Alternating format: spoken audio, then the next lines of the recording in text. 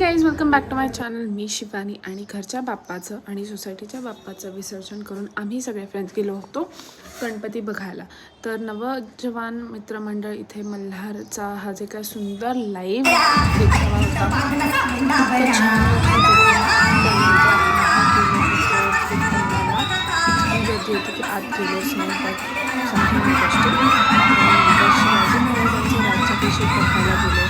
इतके सुंदर ह्यावर्षी लाईव्ह देखावे केले आहेत आणि खूप छान वाटतं. आपलं पुणं जसं दिवाळीमध्ये चमकतं तसं गणपतीतही चमकतं. तर माझ्या चॅनलला सबस्क्राईब करायला अजिबात विसरू नका. Thanks for watching.